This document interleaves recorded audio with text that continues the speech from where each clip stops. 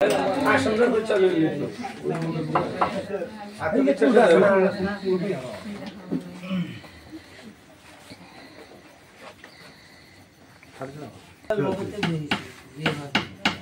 কেনেকুৱা পাই আছে আমাৰ ফিল্ডত ঘূৰি আছো ৰাইজেও সঁহাৰি জনাই আছে ভালেই দেখিছো যে আপোনালোকে যদি এনেকে সহায় সহযোগিতা কৰি থাকে মোৰ লগত দলে বলে লাগি থাকে তেতিয়া হয়তো নিশ্চয় আমি জিকিমেই আৰু মই ৰাইজৰ ওপৰত পুৰা আশাবাদী ৰাইজে সকলোৱে মোৰ বহুত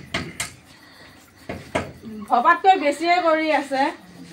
এতিয়া ৰাতি প্ৰায় 10টা বাজি মই সময় দিব পৰা নাই মই যদি ফিল্ডত ঘূৰি আছো ৰাইজে মোৰ কাৰণে ইয়াত আহি উপস্থিত হৈ আছে আপোনালোকক ধন্যবাদ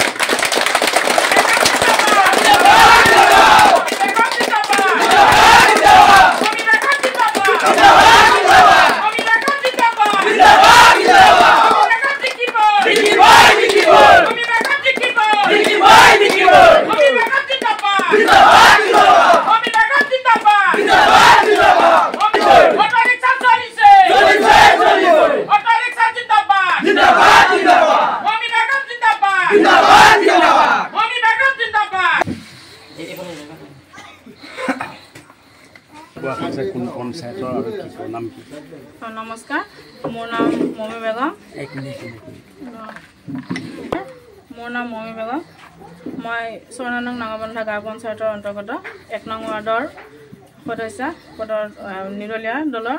প্ৰাৰ্থী মমি বেগম মোৰ নাম সকলোৱে জানে আৰু যেটো সকলোৱে পৰিচিত হৈ পৰিছো মোৰ উদ্দেশ্য মই 1 নম্বৰ ৱাৰ্ডৰ পৰা প্ৰতিনিধিত্ব কৰিছো আৰু আমাৰ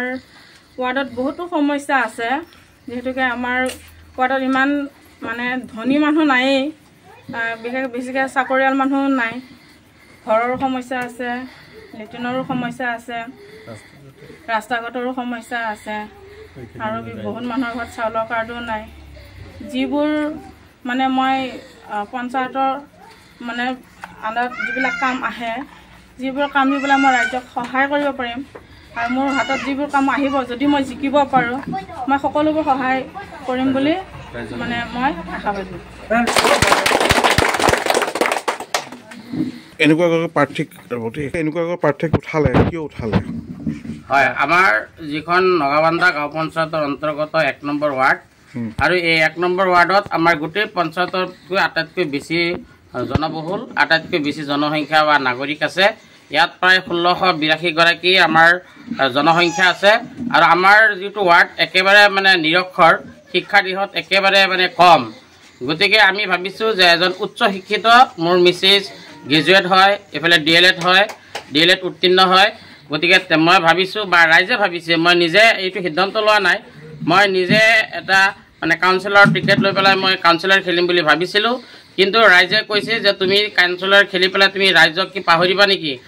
তুমি এজন উচ্চ শিক্ষিত ল'ৰা তুমি বিভিন্ন টেট পাছ কৰিছে 4-5টা মই টেট পাছ কৰিছো গ্ৰেজুৱেট হয় বিএসসি হয়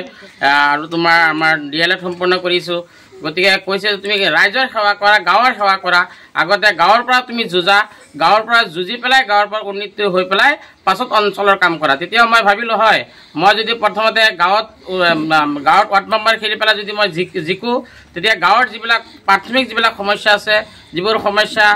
পঞ্চায়তৰ যোগেদি সমাধান কৰিব পাৰি যাতে কোনো দুৰ্নীতি নহয় আৰু গাঁৱৰ যিবিলাক ৰাস্তা ঘাট বা বিভিন্ন অনুষ্ঠান প্ৰতিষ্ঠানৰ যিবিলাক অভাৱ অভিযোগ আছে এইবিলাক মই ভাবিছো যদি মোৰ মিছেছ উত্তীৰ্ণ হয় আৰু যদি মোৰ পাছ কৰে তেতিয়া হলে মই এই আমাৰ পঞ্চায়তৰ যোগেদি পঞ্চায়তৰ সভানেত্ৰীৰ মই দাবীদাৰ হ'ম কাৰণ মোৰ মিছেছ উপযুক্ত উচ্চ শিক্ষিত গতিকে সেই হিচাপত মই প্ৰথমতে মই পঞ্চায়তৰ সভানেত্ৰী হিচাপে দাবীদাৰ কৰিম আৰু যদি সভানেত্ৰী হওঁ তেতিয়াহ'লে মই গাঁৱৰ যিমানখিনি উন্নতি কৰিব লাগে যতনিষ্ঠভাৱে মই তাক উন্নতি কৰিম আৰু 2 নম্বৰত হ'ল আমাৰ যিবোৰ নিৰীক্ষৰ ৰাইজ এই নিৰীক্ষৰ ৰাইজে এটা কথা কৈছে যে আমাৰ এই চুবুৰীখনৰ যি স্থায়ী বাসিন্দা হিচাপে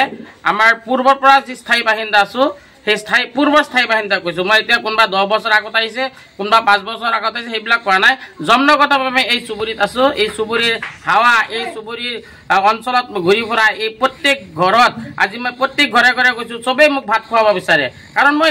এই চুবুৰীৰ জন্মগত ল'ৰা আৰু মোৰ মিছেছকো বহুত সন্মান কৰিছে বহুত ৰেছপেক্ট কৰিছে আৰু বহুত সহায় দিছোঁ মই ভাবিছোঁ বিপুল ভোটত আমি 1 নম্বৰ ৱাৰ্ডত জয়ী হৈ যেটো আমাৰ ৰেকৰ্ড গঢ়িম আমাৰ নাগাবান্ধা পঞ্চায়তৰ 1 নম্বৰত এতিয়া চাওক ৰাতি 10টা বাজি এতিয়া চাওক কিমান মানুহ মোৰ